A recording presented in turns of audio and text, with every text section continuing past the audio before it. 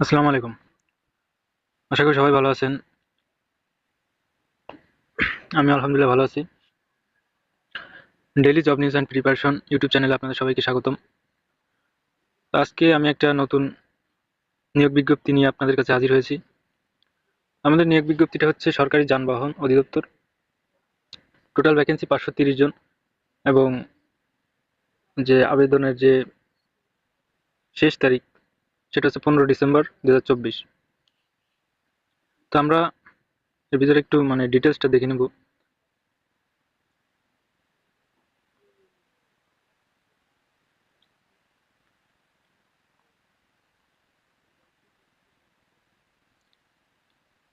ডিজিটি job total vacancy. ডিজিটিটা হচ্ছে আসলে এই যে অধিদপ্তর। তো টোটাল পোস্ট ক্যাটাগরি 17, 17টা ক্যাটাগরিতে টোটাল ভ্যাকেন্সি 530 জন লোক নেওয়া হবে 17টা ক্যাটাগরিতে। 17টা ক্যাটাগরি কি কি আছে আমরা একটু দেখি। এখানে serial number, post name, vacancy, salary grade. Senior typist কাম কম্পিউটার অপারেটর, ভ্যাকেন্সি একজন, একজন লোক নেওয়া হবে এই আমাদের পদে। চ্যানেলে নতুন হয়ে থাকলে অবশ্যই সাবস্ক্রাইব করতে ভুলবেন না। সিনিয়র কম্পিউটার অপারেটরে একজন লোক নেওয়া হবে, এর গ্রেড হচ্ছে 14তম গ্রেড। বেতন স্কেল হচ্ছে 10,200 থেকে 24,600 টাকা, 680 টাকা। তারপরে দ্বিতীয় নম্বর আছে মেকানিক, গ্রেড বি। এখানে টোটাল ভ্যাকেন্সি 19 জন। এটার গ্রেড হচ্ছে 15তম গ্রেড, 9,700 থেকে 23,490 টাকা এটার বেতন।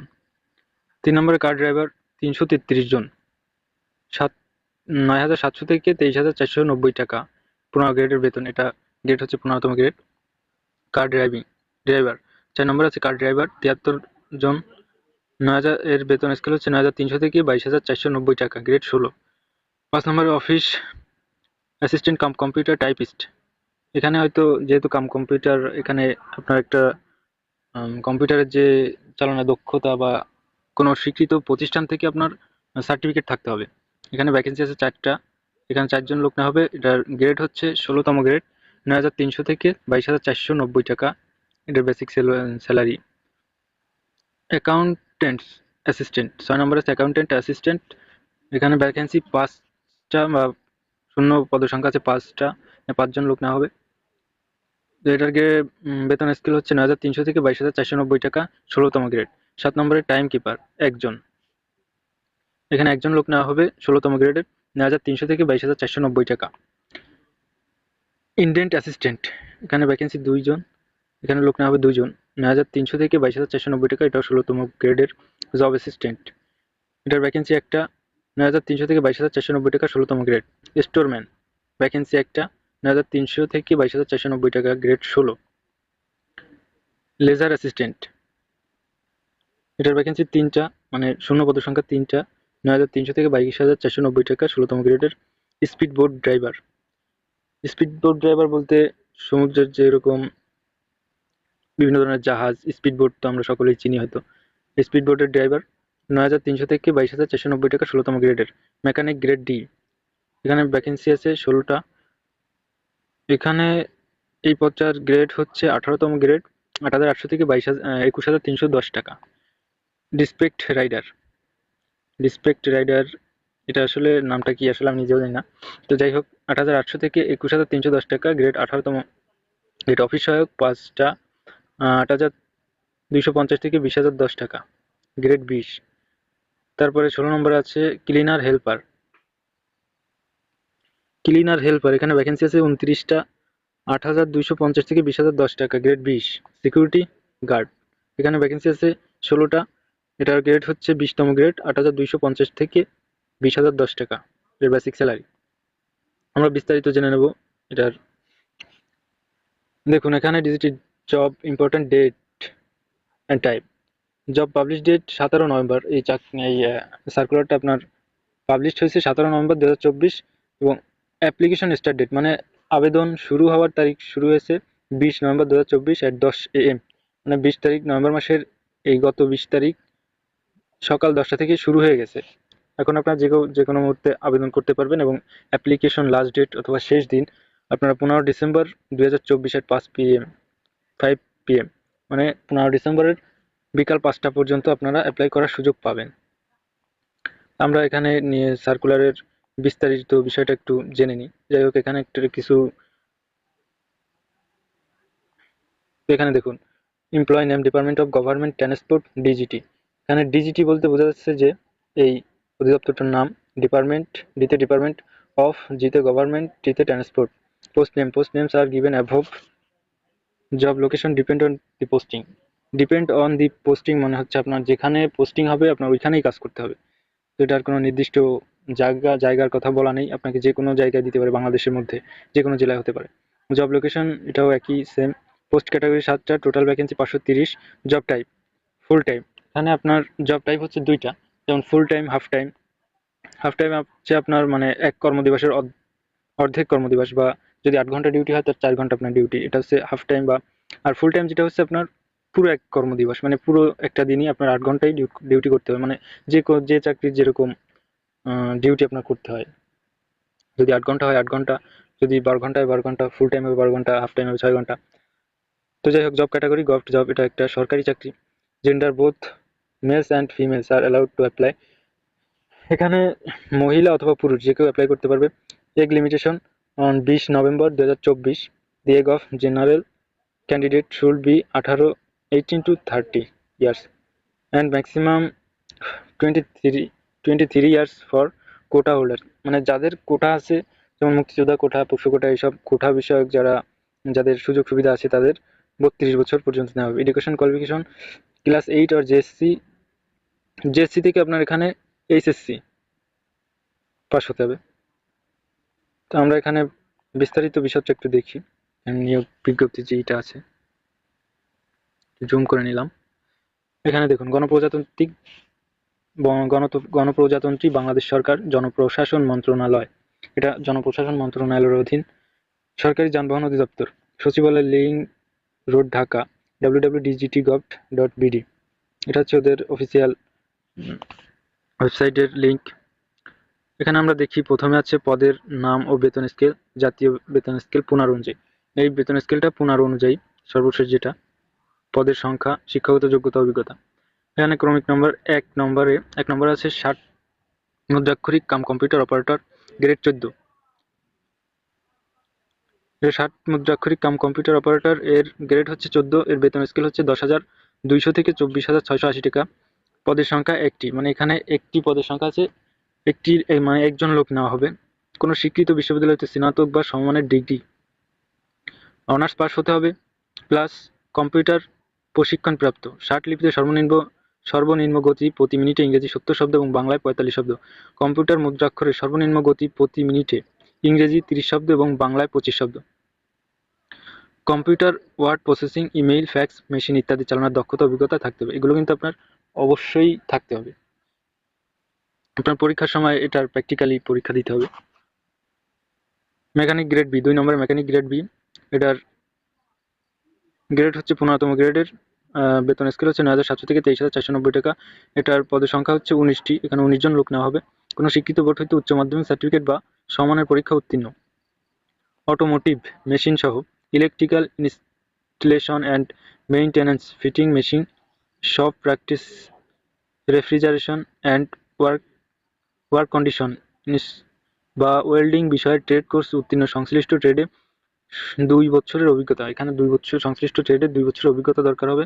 কোনো স্বীকৃত বোর্ড হইতে automobile, electrical works and maintenance, agro machinery, machine tool operation and maintenance, registration and air conditioning বা ওয়েল্ডিং এর ফেব্রিকেশন ট্রেডে উচ্চ মাধ্যমিক সার্টিফিকেট, ভোকেশনাল বা সমমানের পরীক্ষা উত্তীর্ণ, সংশ্লিষ্ট ট্রেডে 2 বছরের অভিজ্ঞতা।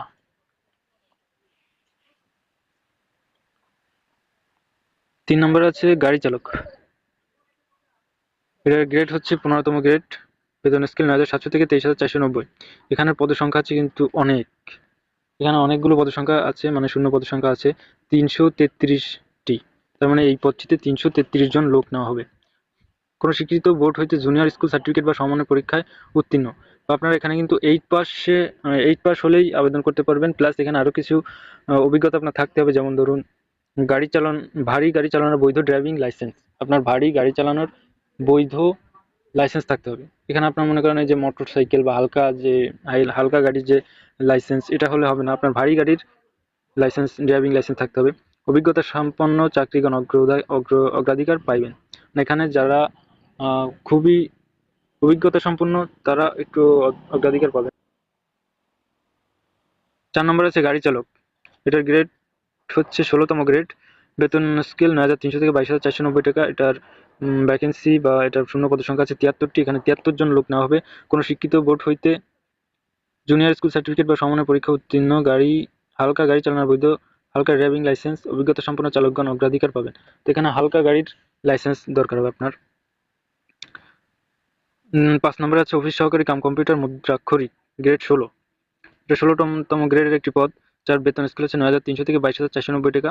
এটার পদের সংখ্যা শূন্য পদের সংখ্যা 4টি। যে কোনো শিক্ষাগত যোগ্যতা কোনো শিক্ষিত বোর্ড হইতে উচ্চ মাধ্যমিক সার্টিফিকেট বা সমমানের পরীক্ষা উত্তীর্ণ, কম্পিউটার মুদ্রাক্ষরের সর্বনিম্ন গতি প্রতি মিনিটে ইংরেজি 20 শব্দ এবং বাংলা 20 শব্দ, computer, word processing, email, fax machine ইত্যাদি চালানোর দক্ষতা অভিজ্ঞতা থাকতে হবে।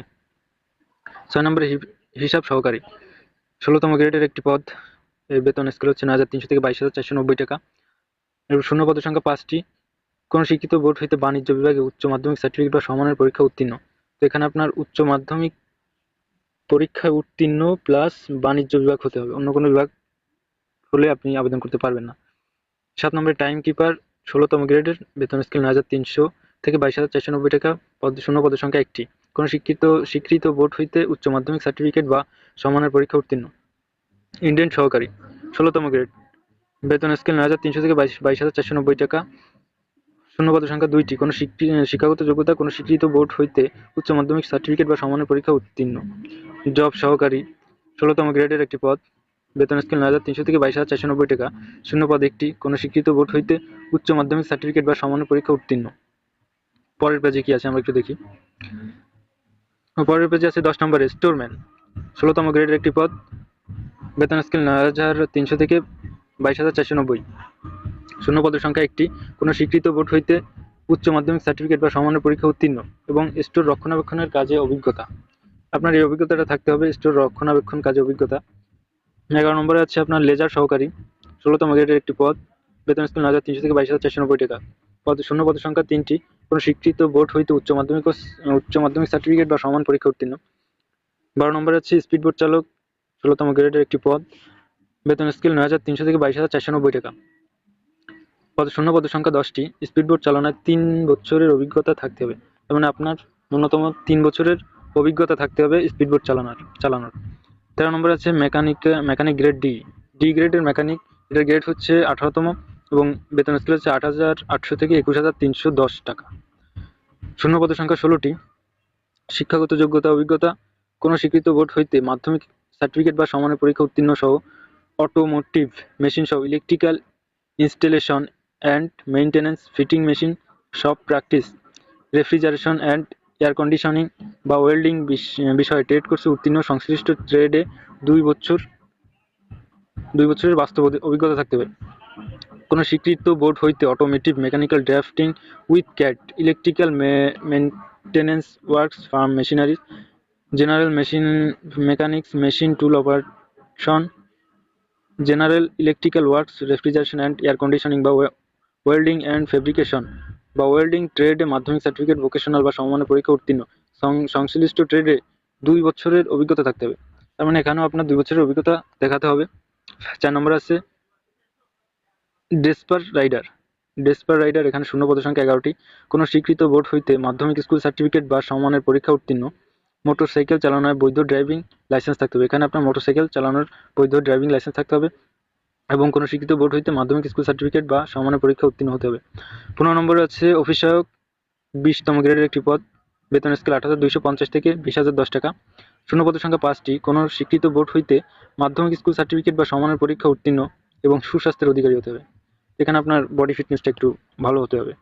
16 নম্বরে আছে ক্লিনার হেল্পার, গ্রেড 20, বেতন স্কেল 8,250 থেকে 20,010 টাকা। এখানে শূন্য পদের সংখ্যা 29টি। এখানে শিক্ষাগত যোগ্যতা কি চেয়েছে দেখি। কোনো স্বীকৃত বোর্ড হইতে মাধ্যমিক স্কুল সার্টিফিকেট বা সমমানের পরীক্ষা উত্তীর্ণ সহ automotive machines, electrical installation and maintenance, fitting machine, shop practice, refrigeration and air condition, welding, auto mechanic, auto electrician, auto trading, painting, diagnostic technician, CNG ও এলএনজি কনভার্সন টেকনিশিয়ান বা automobile interior technician বিষয়ে trade কোর্সে pass. মানে আপনার এই উক্ত বিষয়গুলোতে উক্ত ট্রেড কোর্সের যে কোনো একটির পাশের সনদ থাকতে হবে। তারপরে আমরা 17 নম্বরে দেখি নিরাপত্তা প্রহরী। এটা গ্রেড হচ্ছে 20তম গ্রেড। বেতন স্কেল 8,250 থেকে 20,010 টাকা। তো এটার শূন্যপদ সংখ্যা আছে 16টি। কোনো শিক্ষাগত যোগ্যতা কোনো স্বীকৃত বোর্ড হইতে জুনিয়র স্কুল সার্টিফিকেট বা সমানের পরীক্ষা উত্তীর্ণ। জুনিয়র স্কুল সার্টিফিকেট মানে 8ম শ্রেণী পাস হতে হবে এবং সুঠাম দেহের অধিকারী হতে হবে, মানে বডি ফিটনেস খুব ভালো হতে হবে, কারণ নিরাপত্তা প্রহরীদের একটু বডি ফিটনেসটা দেখা হয়। তো আমরা এবার একটু আবেদন ফর্ম পূরণ এবং পরীক্ষা অংশগ্রহণের ক্ষেত্রে নিম্নবর্ণিত শর্তাবলী অবশ্যই অনুসরণ করতে হবে, এটা একটু খেয়াল করি, মানে এটা খুবই গুরুত্বপূর্ণ। তো বিষয়গুলো দেখার আগে আমি আপনাদের কাছে একটা অনুরোধ করব যে আমি একজন নতুন ইউটিউবার, প্লাস আপনাদের মতো আমিও একজন চাকরি প্রত্যাশী বা চাকরির জন্য অনেক জায়গায় খোঁজ খবর নিচ্ছি বা অ্যাপ্লাই করতেছি, পরীক্ষাও দিচ্ছি, অনেক জায়গায় অনেক মানে রিটেনে ভাইবা পর্যন্ত গেছি। তো এখনো মানে এখনো কোনো চাকরির ব্যবস্থা হয়নি, ইনশাল্লাহ সামনে হবে আশা করি। তো অনেক কষ্ট করে এই সার্কুলারগুলো অনেক খোঁজাখুঁজি করে বের করি, তারপরে আপনাদের কাছে উপস্থাপন করতে হয়। সো অনেক কষ্ট করতে হয় ভাই। তাই সবার কাছে একটা অনুরোধ, আমার এই নতুন ইউটিউব চ্যানেলটাকে আপনারা একটু সাপোর্ট করে বড় করবেন বা একটা ভালো পর্যায়ে দাঁড় করানোর, মানে আমাকে দাঁড় করাতে সাহায্য করবেন। তো আপনাদের ভালো রেসপন্স পেলে আমি নিয়মিত ভিডিও আপলোড দিব বা যত জব সার্কুলারগুলো আসবে আমি সব কিছু আপনাদের কাছে উপস্থাপন করব এবং আপনারা যাতে উপকৃত হতে পারেন এর জন্য আমি চেষ্টা করব। আমার মূল উদ্দেশ্য হচ্ছে, ধরুন ভাই, আমি যেহেতু আমি একটা চাকরি খুঁজতেছি, বিভিন্ন নিয়োগ আমি ঘাটাঘাটি করি, আমি চিন্তা করলাম যে আপনারাও যেন আমার আমার মাধ্যমে একটু উপকৃত হন, এই কারণে আমার ইউটিউব চ্যানেলটা খোলা।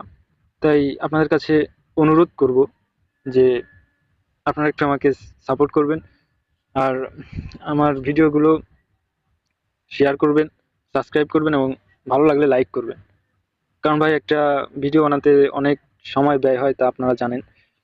তো আর বেশি ভিডিওটি আর বেশি বড় করব না। আর একটা কথা হচ্ছে ভাই, আমি যেহেতু নতুন কন্টেন্ট ক্রিয়েটর বা ইউটিউবার, তো আমার অনেক ক্ষেত্রে অনেক ভুল ত্রুটি বা আমার কথাবার্তায় অনেক জড়তা থাকতে পারে। তো এটা আপনারা ক্ষমা সুন্দর দৃষ্টিতে দেখবেন। ভবিষ্যতে ভালো করার চেষ্টা করবো ইনশাল্লাহ। তো এখন আমরা আবেদন পদ্ধতি বা এখানে কিছু শর্তাবলী আছে যেগুলো নিয়ে একটু দেখবো এখানে কি কি শর্ত দিয়েছে।